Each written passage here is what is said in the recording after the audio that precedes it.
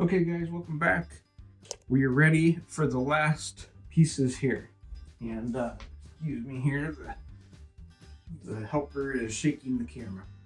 Alright, so this is what we're doing for the last pieces. These are weathering powders from Monroe Models. MonroeModels.us is their website. It's about $7 each for each one of those. You can also buy them from hobby shops and stuff. Highly recommend them. They're really great powders. They have a little bit of an oily substance to them, which actually works out okay because it helps them stick, and you don't need to respray glue or anything over them. I also recommend a fan brush like this, and something that's just soft. This is soft, but also a little more narrow and pointed for more details. We're going to use all three of these: grimy black, dry mud, and dusty brown. And then, of course, we're cleaning track at the end, so there's our track cleaner. Let's start here. And this track is going to be just a little more normal because of the fact that it's not as close to the green elevators. This one's going to be kind of just the normal grime, things like that. Whereas we're going to use heavier dusty brown over here just to kind of help simulate some of that corn dust and grain dust. Okay, so let me move these out of the way. We're going to start on this one with the dry mud.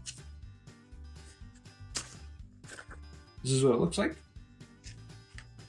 You just take your brush, and let me move that a little bit more in frame.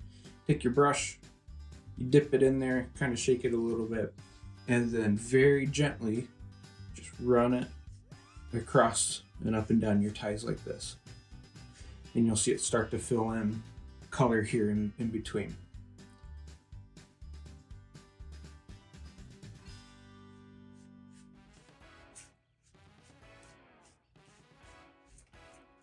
Just like that. And see, you can start to see this color fill out. So we're going to keep going. Don't need a lot. This is a little bit goes a long way type of situation. And if you notice, I'm going to tilt the brush side to side so I get it covering that entire brush, because that's going to help me with the outer sides of the rails as well. So just like that. And that's going to give it some nice brown. You're going to see that it ties in all of the nice painting that we did. The next step is you're going to take your grimy black. You're going to do the same, but because it's black, it goes a lot further, so you really don't need a whole lot here.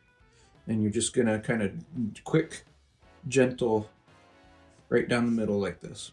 This is going to do the illusions of, the grease stains and oil stains and, stuff like that. If you have coal in an area, then you're going to want to use this a lot more because it's going to give you that coal dust. And I usually go both ways, because in that way you get a pretty even mix. All right, just like that. Let me kind of shift our focus here a little bit and see how that looks. Not too bad overall. We're going to come back and do that the rest of the way.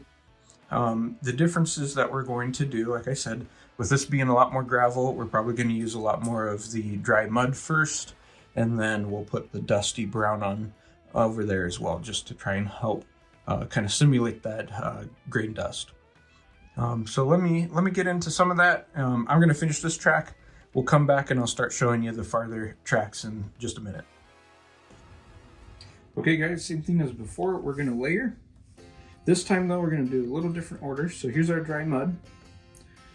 Put that in. Notice I'm kind of a little heavier on the dry mud right there.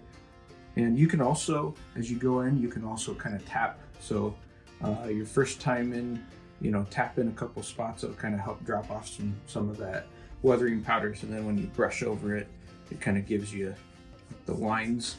Totally up to you. Remember that real life isn't perfect or symmetrical. So, however you feel fit to do it is perfectly up to you.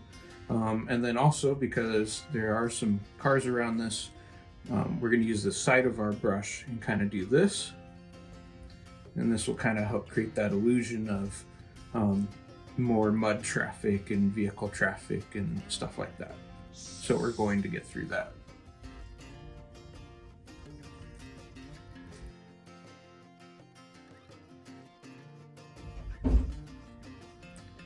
There we go, just like that. You'll notice there's a few loose rocks here and there that get moved around when you're doing this, and that's okay. Don't worry about that at all. Next, go ahead and take your brush, just kind of light brush over it like this. It'll help fade that down a little bit. We're gonna add in more weathering there in just a second.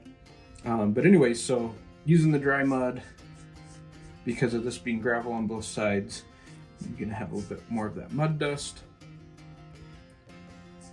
Now, what we're gonna do this time is come back. Here is our dusty brown, and we're gonna come in over the dry mud with the dusty brown. And you're gonna see how this is lightening this up quite a bit so it doesn't look so muddy.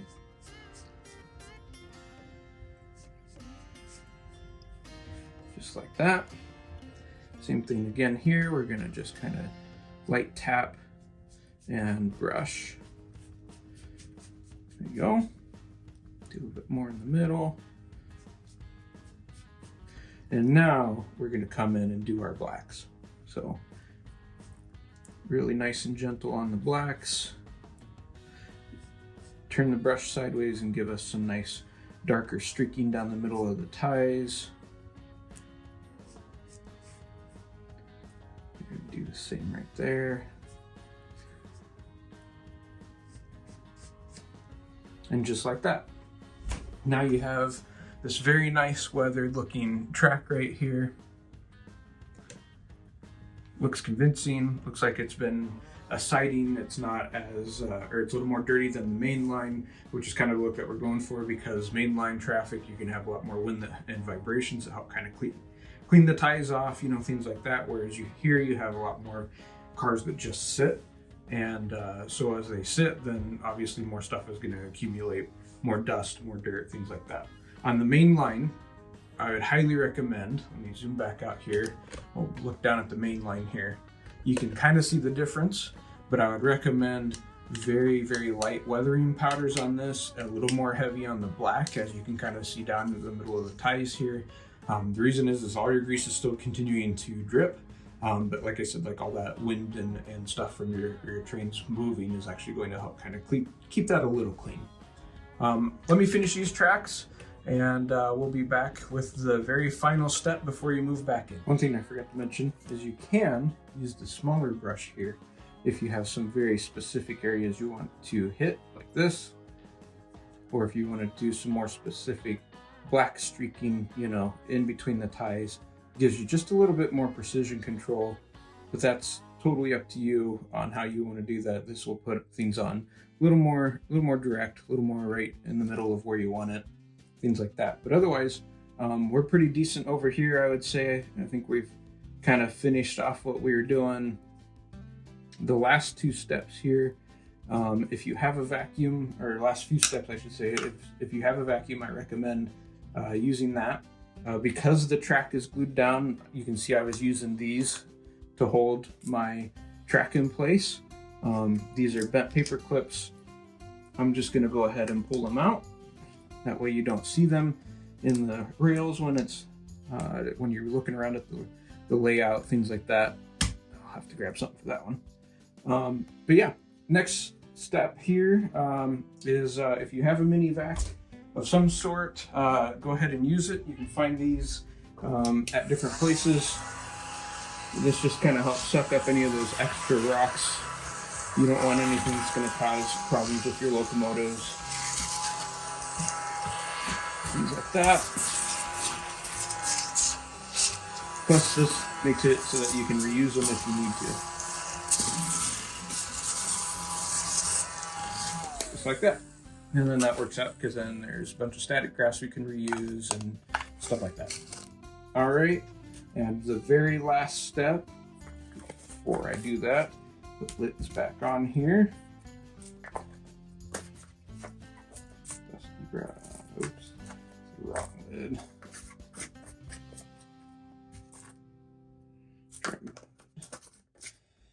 go ahead and clean your tracks. So go ahead and just start rubbing. You want to use, if you have one like this from Walthers, you want to use the abrasive side, which is this darker side. You want to get the tops of these rails nice and shiny clean. And then after, you want to flip to the non-abrasive side, which is kind of like the polishing side, go back over. You can use the light above you as you move around to see if the rails are reflecting or not. When you get to spots like this, I recommend turning it on its side and being very just slow and gentle about it. Otherwise, you risk going too hard at it and you will break off some of the work you've done. So just kind of like this. Just use one rail at a time, nice and slow. It's going to make a world of difference for you. Just like that. Finally getting some shine out of those rails there. And worst case scenario, say that you did get too high rocks or something over here. You know, we're testing it here with our trucks. You can use a hobby knife to kind of cut those back, but we're good to go.